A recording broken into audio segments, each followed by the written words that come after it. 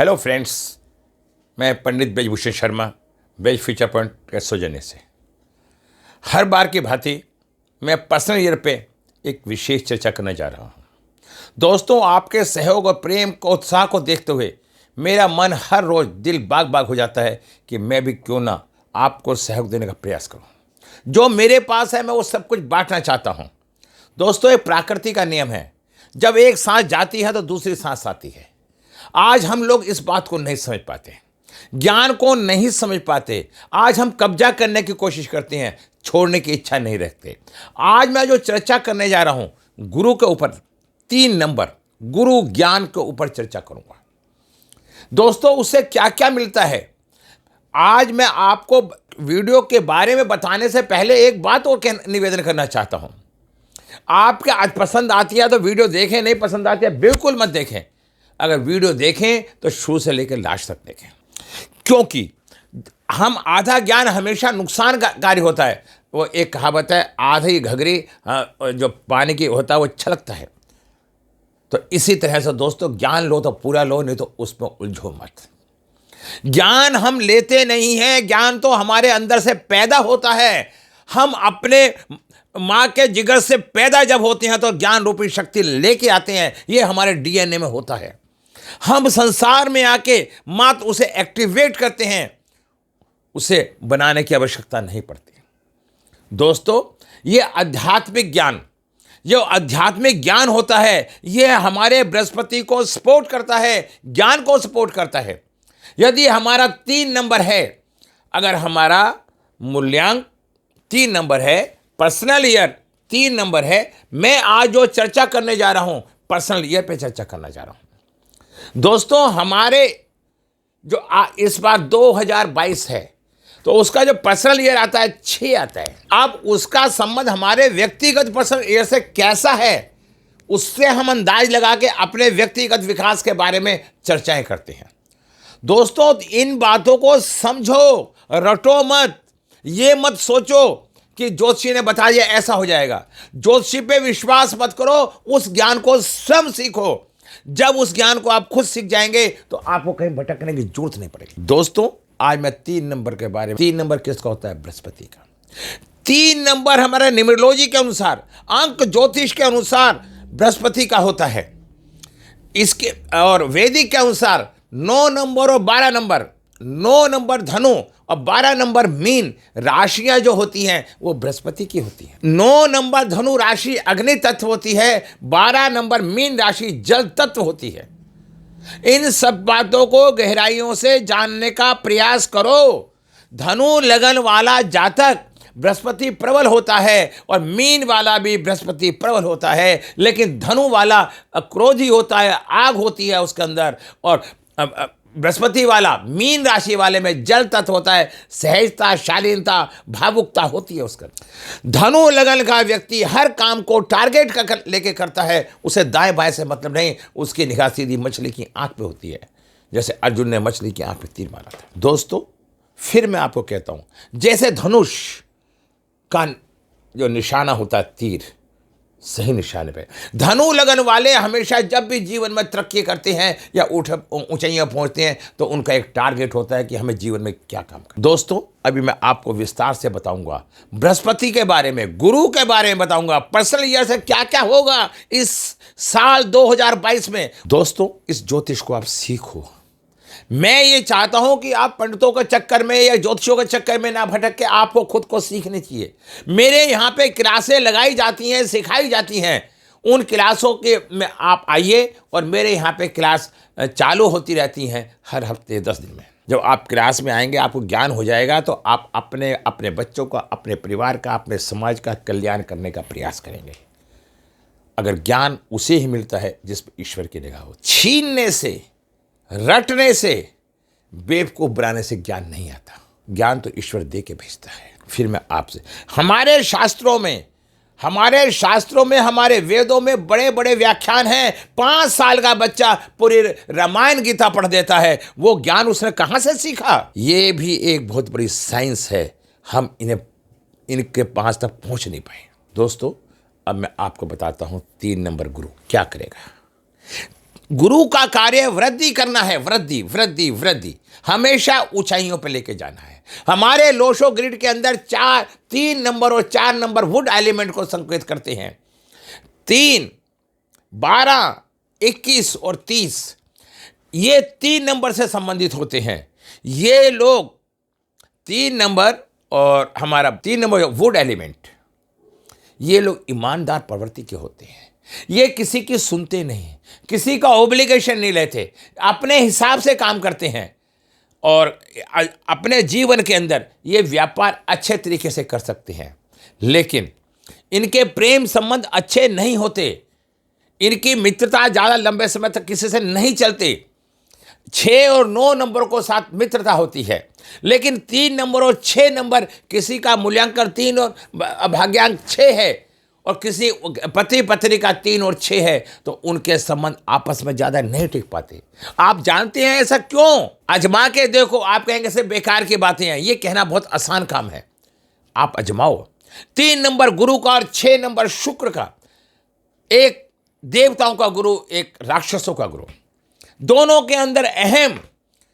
देवता का गुरु राक्षस के पास नहीं वाले जाता, राक्षस वाला देवता के पास जाता। ये दोनों व्यक्ति कुंडली में जहां भी बैठ जाते हैं, उस व्यक्ति का विकास नहीं हो पाता। दोस्तों, मैं औरों की तरह मैं भी आपको 3 नंबर के बारे में 2 मिनट में 2 बातें बता के खत्म कर सकता हूं।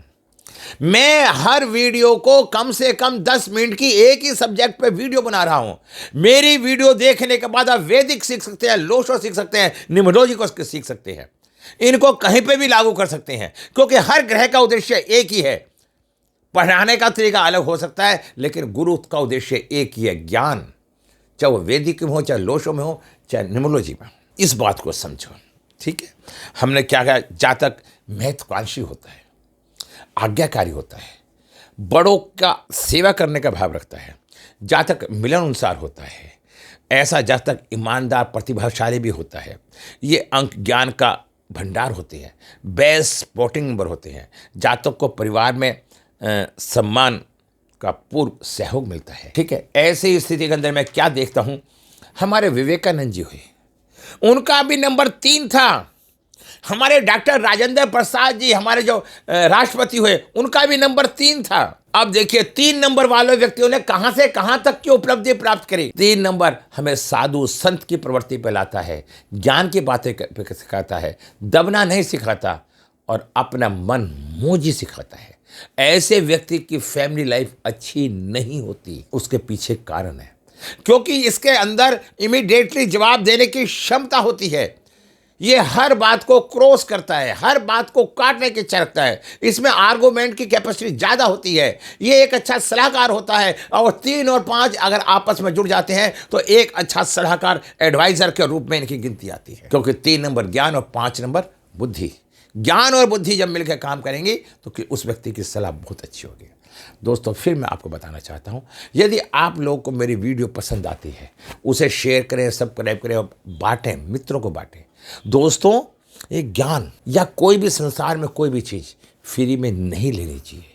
आप अगर मेरी वीडियो को देख रहे हैं ज्ञान की प्राप्ति करने और आपको अच्छा लग रहा है ज्ञान मेरे बताए हुए एक एक शब्द आपको अच्छे लग रहे हैं, मैं आपसे पैसे नहीं मांग रहा, ना मेरा पैसे मांगने का उद्देश्य है। आप मेरी वीडियो को लाइक करें और सब्सक्राइब करें, यही मेरी आपसे इच्छा है।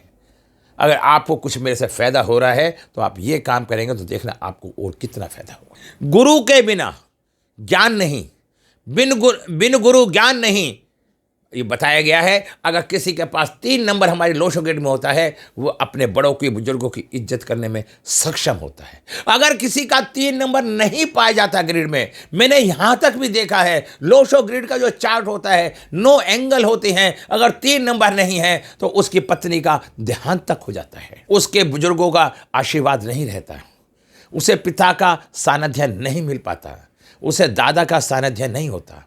3 नंबर ना होने से सांस से संबंधित बीमारियों का भी प्रवेश हो जाता है। 3 नंबर ऑक्सीजन है, सांस है, वृद्धि है, व्यक्ति का जीवन है। अगर व्यक्ति का जीवन नहीं है, ऑक्सीजन नहीं है, तो उसे सांस से संबंधित बीमारियां भी हो जाती हैं, उसके खानदान में किसी न किसी को बीमारियां पाई जाती हैं। दोस्तों, मेरी एक एक वीडियो के अंदर एक एक पॉइंटों को नोट करना और अपने कुंडली के अंदर मिलान करके देखना, आपको कितनी सत्यता का बोध दिखाई देगा। आपको कहना चाहता हूं, अगर आपको मेरी सारी बातें अच्छी लगती है, मैं भला नहीं कर सकता, स्पष्ट बोल रहा हूं, मैं आपको सलाह दे सकता हूं। अगर आप परेशान हैं, आज कहीं भी चाय पीने के लिए भी हम जाते हैं तो वहां पे हजारों रुपए 1 मिनटों में चाय में खर्च हो जाते हैं। मेरी फीस मात्र 1100 रुपए है। मैं एक अपने कंसल्टिंग, देखिए दोस्तों, जो हमारी कुंडली होती है वो एक हमारे जीवन का नक्शा होता है। हम उस नक्शे को देख के बता सकते हैं कि आपके जीवन में क्या क्या पॉइंट हैं। अगर आपको अच्छा लगता है, मात्र कंसल्टेंसी की फीस हमारी 1100 है। हम बीच में किसी एजेंट को या दलाल को नहीं रखते जो आपसे पैसे ज़्यादा मांगे और हमसे कहे।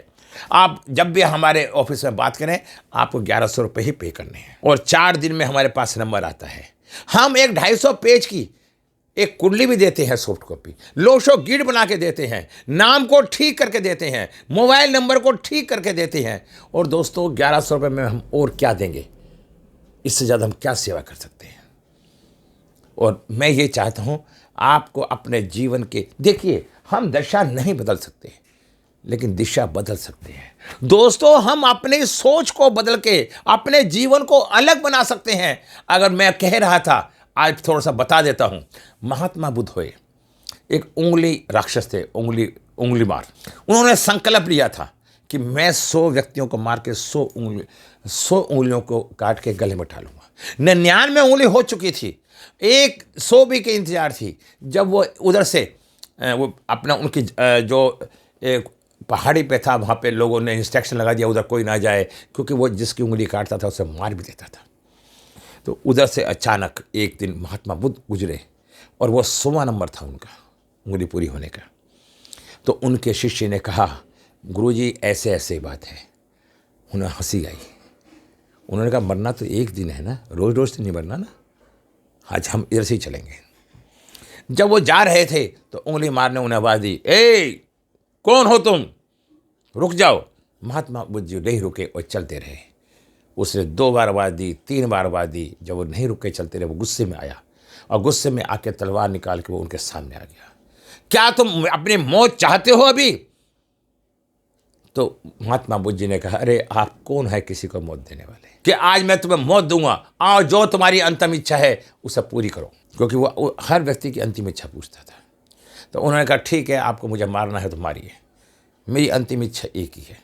जो सामने वो पेड़ है उसमें से एक डाली लाया तोड़ के।